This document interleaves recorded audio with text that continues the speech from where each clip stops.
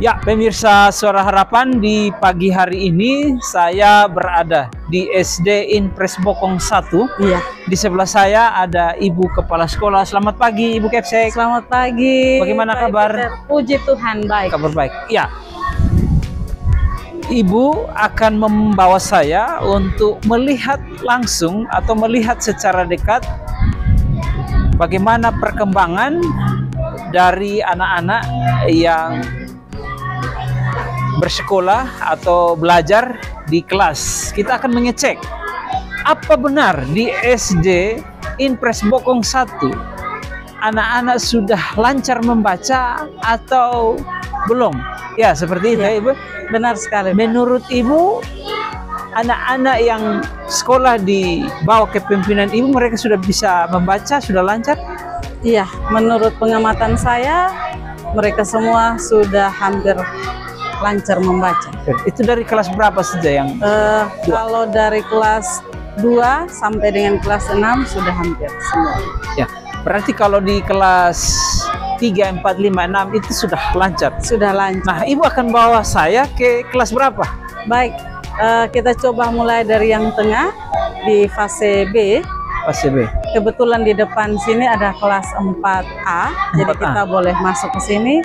Setelah itu kita bisa rolling ke tempat kelas yang lain. Ya, Ibu akan membawa kita berkeliling untuk melihat langsung apakah generasi emas di sini sudah membaca dengan baik atau belum. Oke, silakan Ibu. Siapa wartawan itu?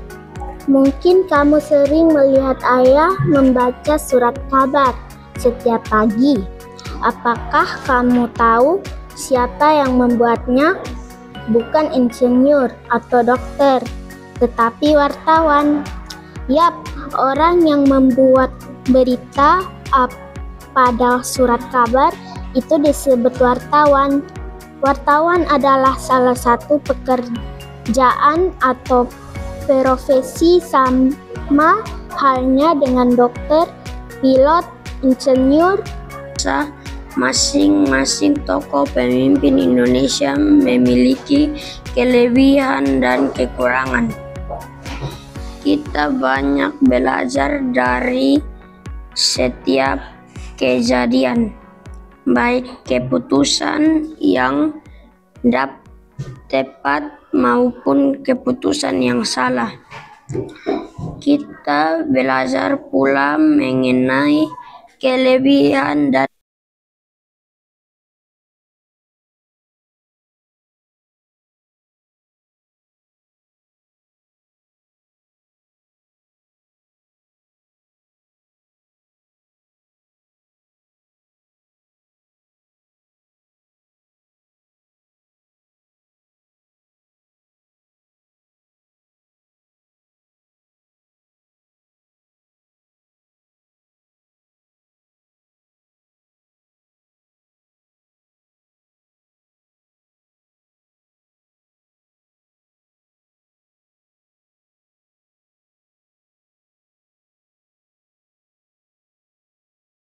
wawancara adalah tanya jawab dengan seorang pejabat tokoh masyarakat DSB yang diperlukan untuk dimintai keterangan atau pendapatnya mengenai suatu hal. Orang yang diminta pendapat keterangan dalam wawancara disebut narasumber. Untuk melakukan wawancara, pewawancara harus memperhatikan hal-hal berikut. Yang pertama, mengajukan permohonan kepada yang bersangkutan agar bersedia diwawancarai. Yang kedua, menyusun daftar pertanyaan yang baik. Yang ketiga, melakukan wawancara dengan sopan.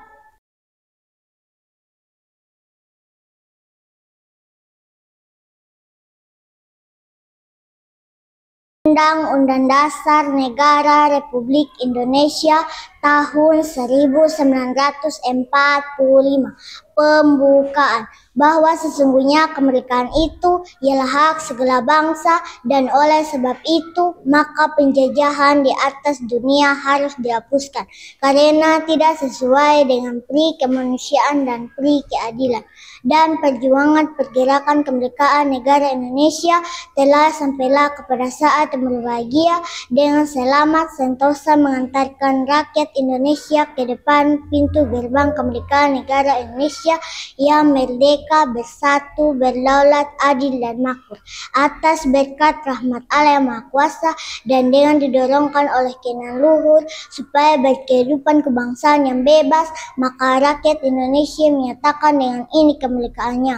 Kemudian daripada itu untuk membentuk suatu pemerintah negara Indonesia yang melindungi segenap bangsa Indonesia dan seluruh tumpah darah Indonesia dan untuk memajukan kesejahteraan umum, mencerdaskan kehidupan bangsa dan ikut melaksanakan ketertiban dunia yang berdasarkan kemerdekaan, perdamaian abadi dan keadilan sosial.